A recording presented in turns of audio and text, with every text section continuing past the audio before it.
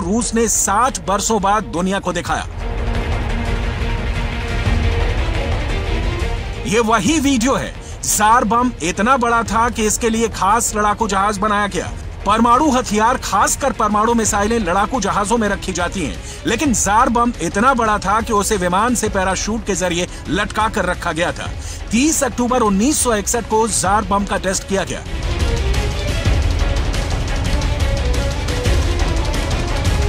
लड़ाकू जहाज टोपोलो 95 ने करीब 10 किलोमीटर की ऊंचाई से पैराशूट से जार बम को नोआया ज़ेमलिया द्वीप पर गिराया, ताकि विस्फोट से पहले गिराने वाला और तस्वीरें ले रहा विमान सुरक्षित दूरी तक पहुंच जाए। रूस के मुताबिक दोनों विमान 50 किलोमीटर दूर ही पहुंचे थे। भयंकर विस्फोट हुआ। विस्फोट इतना भयंकर था कि पूरी दुनिया दहल उठी।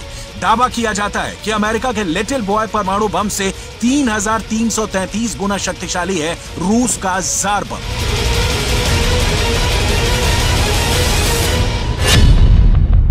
रूस का जार बम अमेरिका के लिटिल बॉय और फैट मैन जैसा ही है, लेकिन उनसे बहुत बड़ा है और पल भर में बड़े से बड़े शहर को खाक कर सकता है। जापान के हिरोशिमा शहर पर गिराए गए परमाणु बम लिटिल बॉय 14 किलो टन ताकत वाला था, जबकि नागासाकी पर गिराए गए फैट मैन, जिसने लाखों लोगों की पल भर में जान ले ली, उसकी ताकत थी 18 किलो टन। वहीं रूस के जार बम की ताकत 50 से 58 मेगा टन है, यानी अमेरिका के सबसे बड़े परमाणु बम से करीब 48 गुना अधिक शक्तिशाली।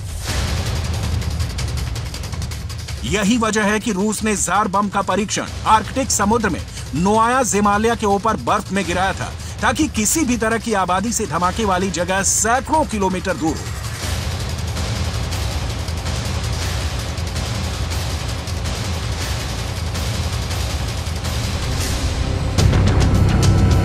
कहा जाता है कि रूस ने जिस इलाके में दुनिया के इस सबसे शक्तिशाली बम का परीक्षण किया, वो इलाका धमाके के बाद पूरी तरह से बदल गया। दुनिया ने उस वक्त जापान में परमाणु बम की तबाही तो देख ली थी, लेकिन रूस ने इस परीक्षण से साबित कर दिया कि दोबारा कभी परमाणु युद्ध छिड़ा तो दुनिया से मानवता का खात्मा भी हो सकता है। यही वजह है कि पुतिन की परमाणु धमकियों से पूरी दुनिया खौफ में है। पुतिन के पास न्यूक्लियर बम ब्लास्ट करने के लिए एक से बढ़कर एक घातक मिसाइलें हैं। पुतिन के पास पोसाइडन नाम का टॉर्पीडो है, जो परमाणु पनडुब्बी से निकलकर समंदर में रेडियो एक्टिव सुनामी ला सकता है। पुतिन के शस्त्रागार में Tu-160 और Tu-95 जैसे खतरनाक न्यूक्लियर बॉम्बर हैं। और तो और पुतिन के परमाणु जखीरे में 2S7 पियोन तोप भी है, जिससे परमाणु बम दागा जा सकता है। दुनिया में जिस न्यूक्लियर युद्ध की बातें हो रही हैं, वो सिर्फ ख्याली बातें नहीं हैं, ये बहुत ही पुख्ता है, क्योंकि खुद व्लादिमीर पुतिन बोल चुके हैं, हम झांसा नहीं देते। FS यानी फेडरेशन ऑफ अमेरिकन साइंटिस्ट के मुताबिक रूस के पास 5977 परमाणु हथियार हैं। इनमें से 1500 रिटायर होने वाले हैं या पुराने हो जाने के चलते जल्द ही उन्हें तबाह कर दिया जाएगा। बाकी के 4500 हथियारों को स्ट्रेटेजिक न्यूक्लियर वेपन माना जाता है। इनमें बैलिस्टिक मिसाइलें और रॉकेट शामिल हैं, जो लंबी दूरी तक मार कर सकते हैं।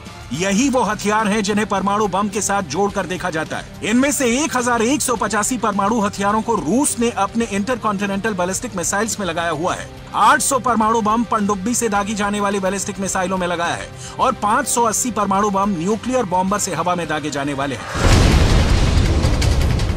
यही वजह है कि रूस और अमेरिका के बीच तनाव लगातार बढ़ता ही जा रहा है। बाइडेन को पुतिन के खिलाफ अपने सुर और बुलंद करने पड़े हैं। नेटो खौफ में है। CIA पुतिन पर नजरें गड़ाए हुए है, क्योंकि पुतिन के परमाणु बमों का तोड़ दुनिया के किसी भी देश के पास मौजूद नहीं है। और पुतिन के ऑफिस ने खुल्लम खुल्ला बोल दिया है कि रूस के अस्तित्व पर खतरा आया तो परमाणु बम इस्तेमाल नहीं होगा। इसकी कोई गारंटी नहीं दी जा सकती।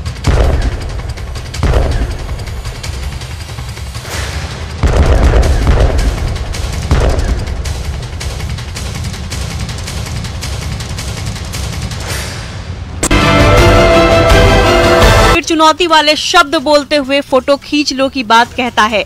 वायरल वीडियो भले ही छोटा हो, लेकिन वीडियो में देखा जा रहा है कि बिहार के गया जिले में अपराधी कितने बेखौफ है। सवाल ये है कि आखिर इस शख्स के पास ये राइफल आया कहां से, और उससे भी बड़ी बात ये है कि इसने शराब कहां से पी। वीडियो वायरल होने के बाद पुलिस इस शख्स की तलाश में जुट गई है। हथियार लहराने का ये वीडियो सोशल मीडिया पर जमकर वायरल हो रहा है। हालांकि न्यूज़ 18 वायरल वीडियो की पुष्टि नहीं करता है।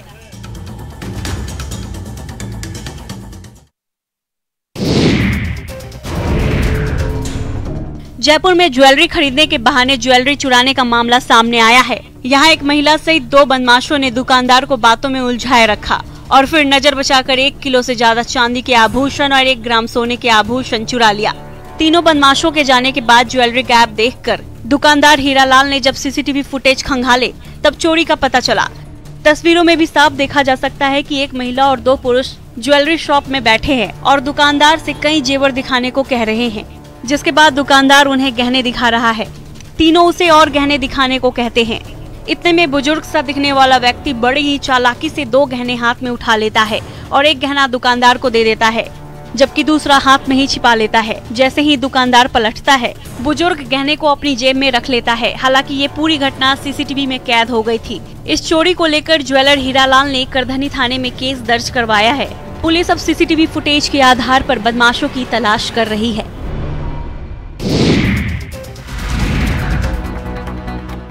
भागलपुर में ट्रेन से मोबाइल चोरी करना चोर को महंगा पड़ गया। चलती ट्रेन से मोबाइल लेकर भाग रहे चोर को लोगों ने पकड़ लिया और ट्रेन के अंदर खींचकर उसकी जमकर पिटाई कर दी। घटना लैलक घोघा रेलवे स्टेशन के बीच की है, जहां चलती ट्रेन से चोर ने यात्री से मोबाइल की चोरी की, लेकिन ट्रेन में सवार यात्री ने चोर को पकड़ लिया और कुछ देर बाद ट्रेन के अंदर खींच लिया, जिसके बाद ट्रेन में मौजूद यात्रियों ने उसकी जमकर धुनाई कर दी। अब इस घटना का एक वीडियो तेजी से सोशल मीडिया पर वायरल हो रहा है। तस्वीरों में साफ देखा जा सकता है कि एक शख्स ट्रेन की खिड़की से लटका हुआ नजर आ रहा है और माफी मांग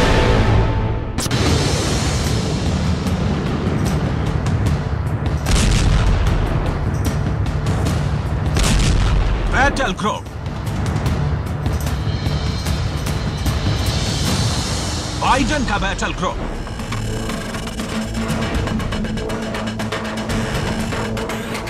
परमाणु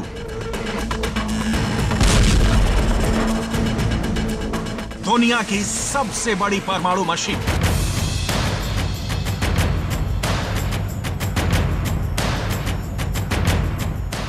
बाइडन ने अपना सबसे बड़ा हथियार यूरोप के लिए रवाना कर दिया, जो 1, 2, 10, 20 नहीं 75 से ज्यादा विमान लॉन्च कर सकता है। और इनमें से ज्यादातर ऐसे फाइटर बॉम्बर हैं जो एक सिग्नल पर एटम बम लॉन्च कर सकते हैं। ये कौन सी परमाणु मशीन है? इसकी पूरी डिटेल जानने से पहले देखिए इस पर सवार F-35 फाइटर जेट को। कैसे ये अमेरिका का सबसे खतरनाक आसमान से छोड़े जाने वाला बम B-61 लॉन्च करता है। फिर देखिए B-61 बम कैसे लॉन्च किया गया। यह हिरोशिमा और नागासाकी पर गिराए गए बम से 50 गुना ज्यादा तबाही मचाने के लिए 60 के दशक में तैयार किया गया था।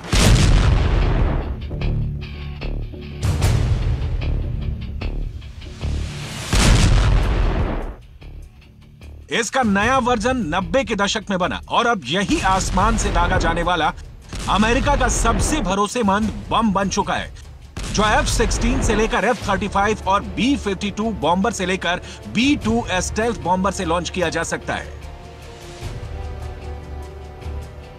अब देखिए इस बम का असली लॉन्चिंग प्लेटफॉर्म यह है। अमेरिका का जेराल्ड फोर्ड एयरक्राफ्ट कैरियर। समंदर में एक दैत्य की तरह चलता है यह जहाज और इसी जहाज से लॉन्च होता है अमेरिका का सबसे खतरनाक F-35 fighter jet. Ford aircraft carrier दुनिया में समंदर में तैरने वाला बड़ा नेवल शिप अभी तक नहीं बना है। न पुतिन के पास ऐसा जहाज है, न शी जिनपिंग के पास ऐसा हथियार है। आप ये जानकर हैरान हो जाएंगे कि अमेरिका तो ऐसे 2-3 नहीं बल्कि 10 वॉरशिप लाने की तैयारी कर रहा है।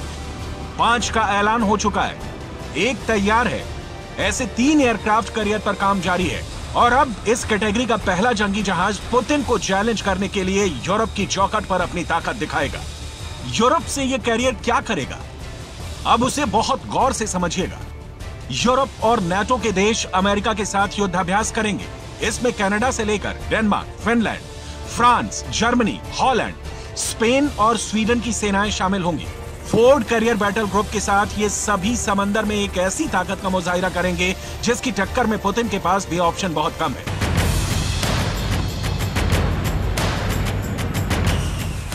अमेरिका का यह सुपर कैरियर सेना में कमीशन होने के 5 साल बाद अटलांटिक सागर के पार अपने पहले बड़े मिशन पर है। वर्जीनिया में अपने नेवल बेस को छोड़ने के बाद ये यूरोप की तरफ बढ़ चला। इससे पहले इस जहाज के साथ कई तरह के युद्ध वाले टेस्ट किए जा चुके हैं, जिसमें सबसे खतरनाक था ये वाला धमाका।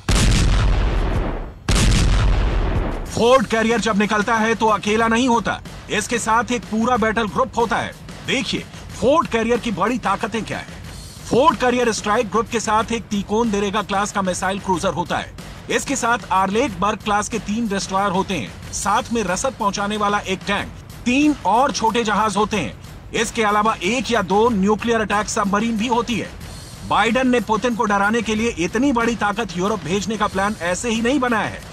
जब रूस की तरफ से बार बार न्यूक्लियर बम वाला खतरा नजर आ रहा है, तब पुतिन का सबसे भरोसेमंद और सबसे खतरनाक commander Ramzan Kadyrov tactical nuclear weapon की बात कर रहा है। जब डॉनबास पर पुतिन का कब्जा हो चुका है, यूक्रेन के नए टुकड़े हो चुके हैं, लेकिन जमीन पर रूस और यूक्रेन की सेना में टक्कर जबरदस्त हो रही है और ज़ेलेंस्की को तो इतना भरोसा है कि वो खोए हुए इलाकों पर वापस कब्जा कर सकते हैं। तब बाइडेन को लगा कि क्यों ना पुतिन को अमेरिका के परमाणु बेड़े की एक झलक दिखला दी जाए।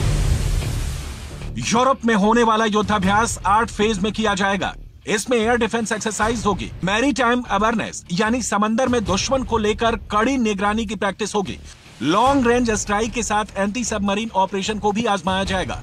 पुतिन की नेवी भी पीछे नहीं है।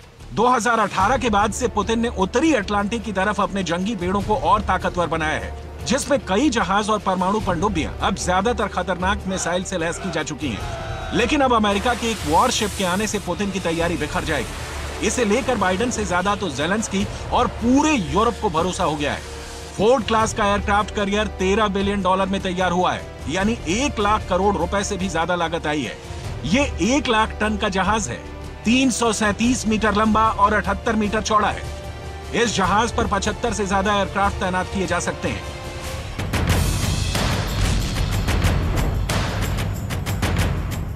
ज्यादा जहाज ऐसे हैं जो परमाणु बम से लैस किए जा सकते हैं। अमेरिका ने 1990 के दशक में कहा था कि उनके जंगी जहाजों पर न्यूक्लियर बम नहीं होते, सिर्फ परमाणु पनडुब्बियां उनसे लैस की गई हैं। लेकिन 2007 में जब अमेरिका का निमिट्ज क्लास का एयरक्राफ्ट कैरियर भारत चेन्नई के करीब आया था, तब विवाद होने के बाद उसके कैप्टन ने कहा था कि ना हम इस बात की पुष्टि करते हैं कि एयरक्राफ्ट कैरियर में परमाणु बम है, ना ही वो इससे इनकार करते हैं। इस बात से समझ लेना चाहिए कि फोर्ड क्लास का कैरियर किस तरह के असलहों के साथ अपने मिशन पर निकला हुआ है। सवाल है कि आखिर बाइडेन अपने सबसे खतरनाक हथियार क्यों दिखा रहे हैं। पहले बाइडेन ने ज़ोमॉर्ड क्लास का स्टेल्थ डिस्ट्रॉयर जापान भेजा और उससे भी शी जिनपिंग को डराया। अब वो फोर्ड क्लास का एयरक्राफ्ट कैरियर यूरोप की तरफ भेजकर पुतिन को डराना चाहते हैं।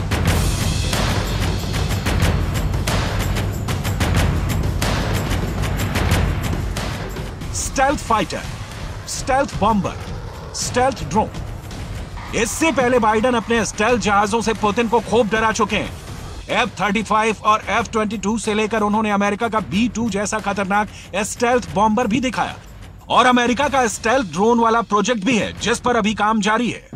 अमेरिका का स्टेल्थ डिस्ट्रॉयर। जब पुतिन के दोस्त शी जिनपिंग ने ताइवान और जापान पर अपनी नजरें टेढ़ी की, तो बाइडेन ने चीन को डराने के लिए अपना स्टेल्थ डिस्ट्रॉयर एशिया में भेज दिया। स्टेल्थ डिस्ट्रॉयर यानी ऐसा जंगी जहाज जो रेडार में एक छोटी नाव की तरह नजर आता है, ऐसा वॉरशिप जिसे दुनिया का सबसे खतरनाक नेवल शिप कहा जा रहा है। इसके एशिया में पहुंचने से दुनिया में हाइपरसोनिक हथियारों की रेस भी और तेज होने जा रही है, क्योंकि बाइडेन के इस हथियार की बहुत फायर पावर है, बहुत ताकत है। इसकी वजह से चीन में बहुत ज्यादा दहशत है, क्योंकि अब ये स्टेल्थ डिस्ट्रॉयर सबसे बड़े युद्ध की वार्निंग दे रहा है। अमेरिका का सबसे शक्तिशाली डिस्ट्रॉयर ज़ोमॉर्ड चीन के बहुत करीब भेजा गया तो बीजिंग को टेंशन होनी ही है। किम की मिसाइल वार्निंग। इस डिस्ट्रॉयर की फायरिंग लाइन में चीन ही नहीं बल्कि उत्तर कोरिया का किम जोंग उन भी है, जिसने 2017 के बाद पहली बार ऐसी मिसाइल दागी जो जापान के ऊपर से गुजरी। उत्तर कोरिया ने एक बड़ी मिसाइल लॉन्च करके अपने परमाणु वाले इरादे फिर से जाहिर कर दिए हैं। किम इस मिसाइल लॉन्च से बहुत खुश है। उसने अमेरिका से बेखौफ होकर अपना मिसाइल वाला एजेंडा जारी रखा हुआ है। इसलिए मिसाइल से लेकर जंगी जहाजों के डिप्लॉयमेंट देखा जाए तो यूक्रेन और ताइवान वाली चिंगारी अब रूस और जापान के साथ साथ पूरे यूरोप और एशिया तक पहुंच चुकी है। न्यूक्लियर हथियारों वाले अमेरिका के बेड़े बता रहे हैं कि पूरी दुनिया अब बारूद के ढेर पर बैठी हुई है।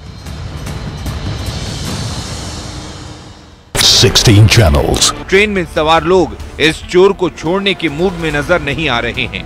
बाद में चोर को यात्रियों ने खिड़की से अंदर खींच लिया और जमकर उसकी पिटाई की।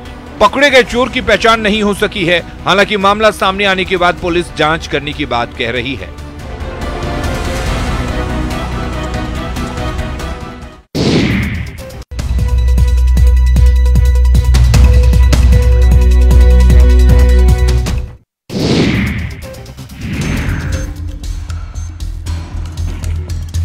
बिहार में बालू माफिया ने एक बार फिर रेत के ढेर पर खूनी खेल को अंजाम दिया है, जिसमें 4 लोगों की मौत हो गई। पटना में बिहटा के अमनाबाद और कटेसर के बीच बुधवार की रात बालू उठाव को लेकर सिपाही गुट और फौजिया गुट के बीच विवाद का ऐसा बवंडर उठा कि सुबह तक बालू घाट खून की धार से लाल हो गई। दोनों गुटों की तरफ से चली सैकड़ों राउंड गोली में 4 लोगों की मौत हो गई। मरने वाले चारों बालू माफिया ही बताए जा रहे हैं। फायरिंग के बाद जब कई थाने की पुलिस सर्च ऑपरेशन में जुटी तो पुलिस को कई जगहों पर खून के धब्बे मिले और भारी संख्या में खाली खोखा और कारतूस बरामद किया गया। बालू के ढेर पर खूनी खेल के बाद पुलिस खाली खोखे बटोर कर घटना का हिसाब लगाने में जुटी है। वहीं इतनी बड़ी घटना के बाद भी बालू माफिया का हौसला देखिए कि एक तरफ पुलिस बालू के ढेर पर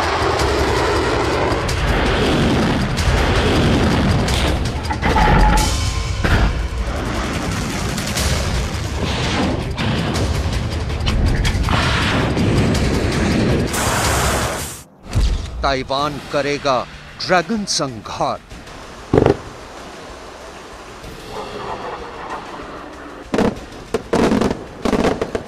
ताइवान ने तय की चीन की लक्ष्मण रेखा।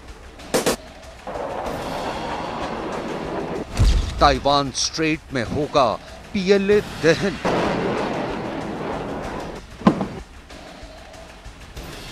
ताइवान की विजयदशमी। ताइवान ने चीन के लिए लक्ष्मण रेखा खींच दी है। ताइवान ने चीन को इस लक्ष्मण रेखा को पार न करने का भी ऐलान कर दिया है। ताइवान ने इस बार ताइवान स्ट्रेट में ड्रैगन संहार और पीएलए दहन के बाद विजयदशमी मनाने की तैयारी भी पूरी कर ली है।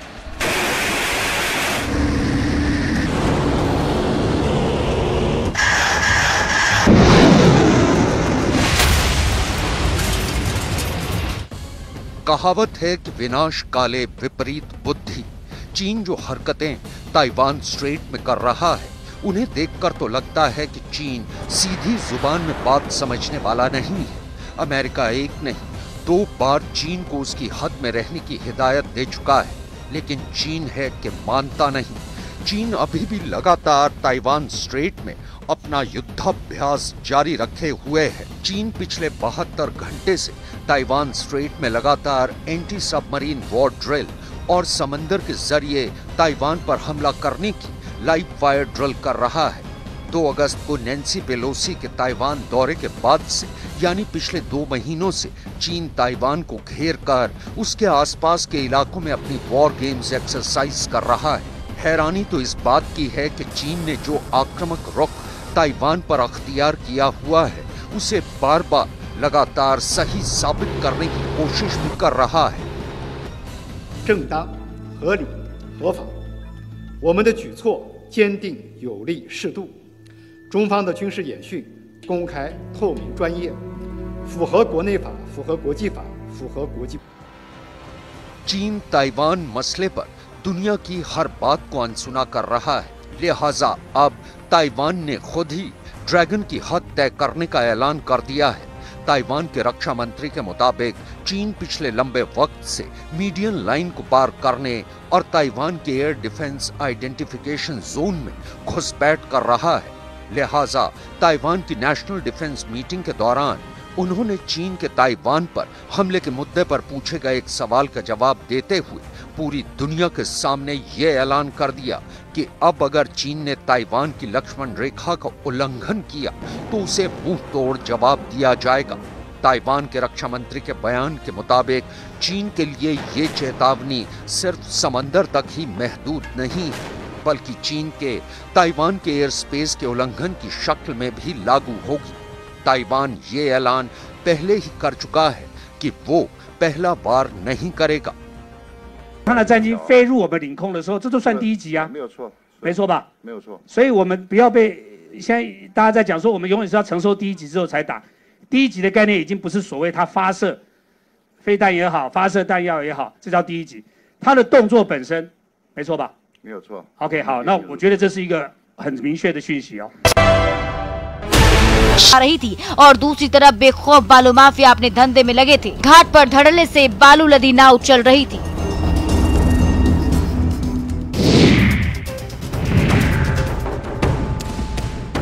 गुमला से शिक्षक द्वारा छात्र की बेरहमी से पीटने की तस्वीर सामने आई है, जहां स्कूल में डांस करने से इनकार करने से शिक्षक इतने नाराज हुए कि 13 छात्रों की डंडे से जमकर पिटाई कर दी। चैनपुर प्रखंड मुख्यालय के संत माइकल इंग्लिश मीडियम स्कूल की घटना है। सभी घायल छात्रों का प्राथमिक उपचार चैनपुर सीएचसी में कराया गया। छात्रों का आरोप है कि स्कूल के टीचर विकास उर्फ शील कुजूर ने उन्हें डांस करने का आदेश दिया था, लेकिन जब उन्होंने इससे इनकार किया तो दरवाजा बंद कर उनकी बेरहमी से पिटाई कर दी गई। इसमें 4 लाठियां टूट गयी। वहीं जब प्रिंसिपल से इसकी शिकायत की गई तो उन्होंने भी कोई कार्रवाई नहीं की। बच्चों की पिटाई से अभिभावक नाराज दिख रहे हैं। वहीं बीडीओ ने मामले में जांच टीम गठित किए जाने की जानकारी दी। उन्होंने बताया कि विद्यालय के 13 छात्रों के साथ शिक्षक के द्वारा मारपीट की गई है। इस मामले चंद सेकंड में सर्वनाश। परमाणु बम के इस विध्वंसकारी फितरत से दुनिया के सभी देश डरते हैं। उसी प्रलयंकारी परमाणु बम को लेकर बहुत खतरनाक इंटरनेशनल वार्निंग सामने आई है। अमेरिका के द न्यूयॉर्क टाइम्स की हेडलाइंस है, nuclear annihilation is a threat again, यानी परमाणु विनाश फिर एक खतरा।